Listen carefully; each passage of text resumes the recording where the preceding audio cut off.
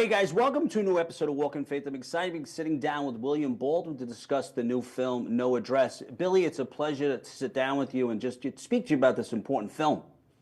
Thank you so much. Great to be with you.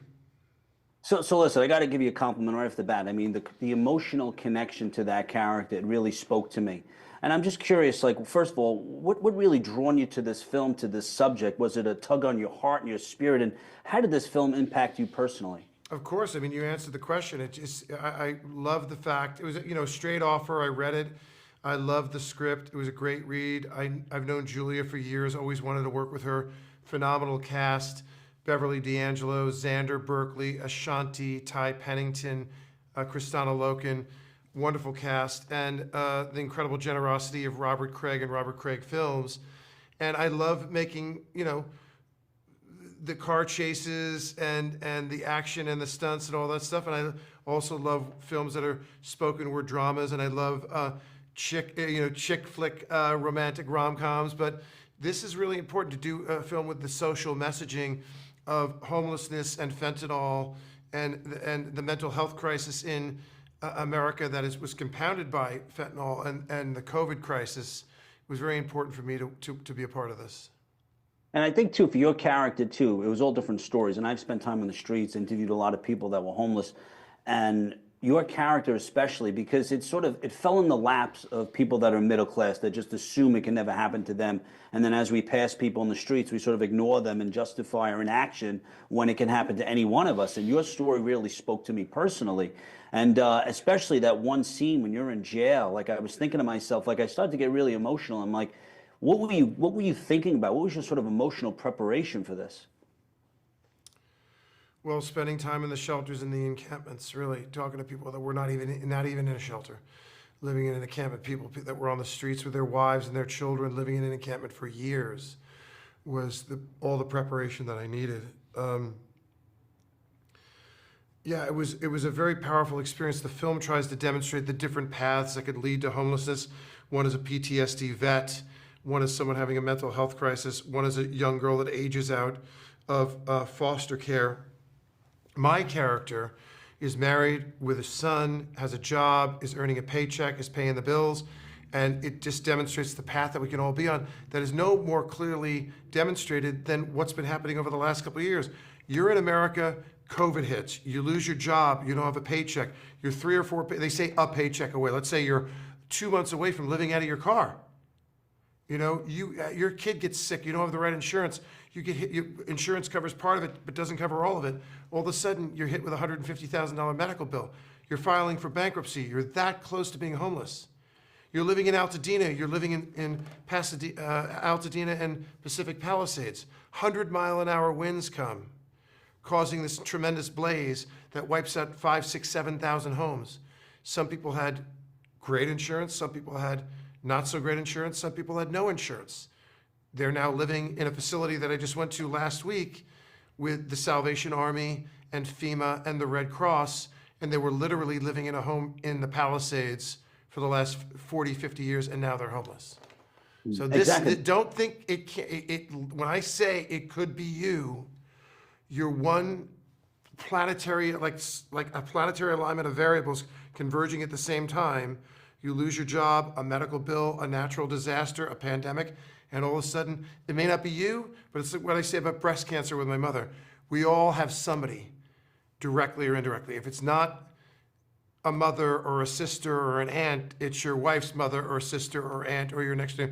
We are all directly or indirectly impacted by this, now more than ever because of COVID and because of fentanyl. But it's exactly what you said. It's those misconceptions that unless you spend time on the streets, unless you get to know them. I remember talking to this guy and his wife died.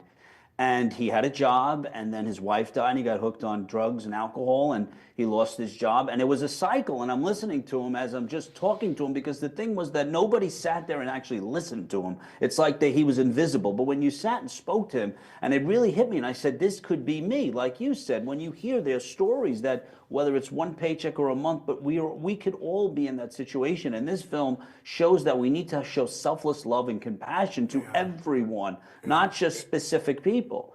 What a powerful story.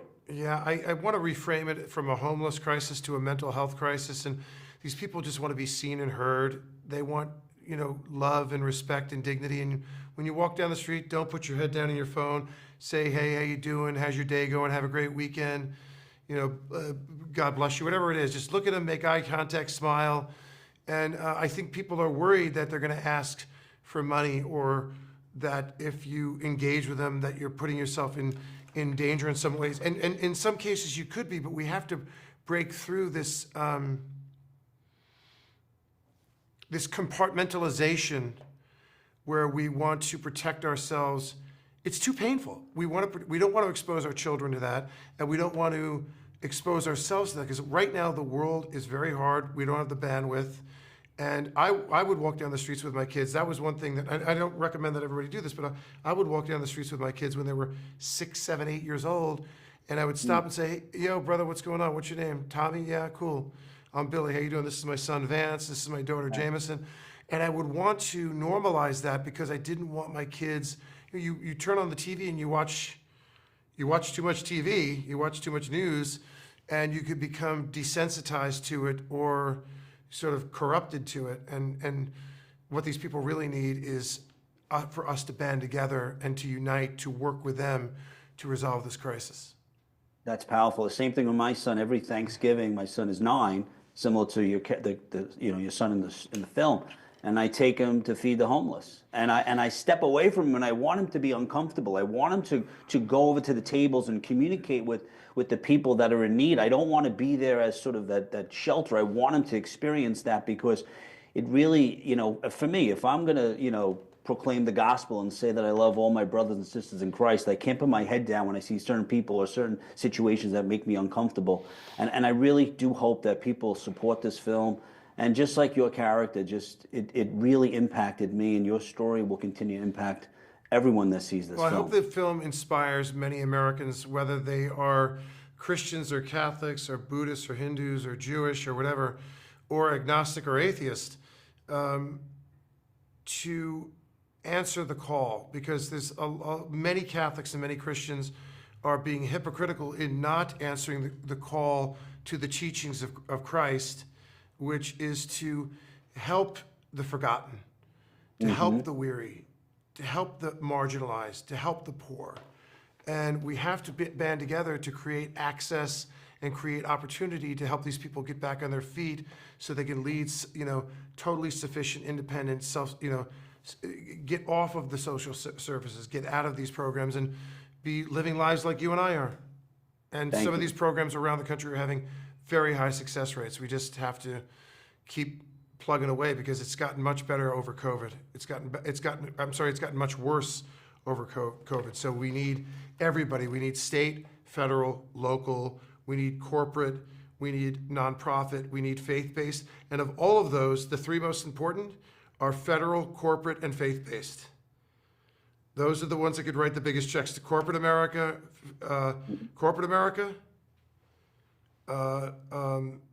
Religious? No, for corporate America, the government, and can write the biggest checks, and faith-based have the internal network to bring together hundreds and hundreds of thousands of people with the manpower hours and the resources to create this spider's web that we need to spread across the community to really, to affect change. So, yeah, the network's already there. We just need to make this happen, and replicate this across the country. Well, thank you so much, William. I'll see you on the 6th or 7th. When am I seeing you? 6th or 7th. I don't know. I'll have Tommy text you. All right. I'll see you soon. I think the producers will probably text me. Yeah, we're doing an event in D.C., and then we're coming to New York to do an event. Yeah. Yeah, I'll see you there. Thank you Thanks. very Bye-bye. much. God bless you.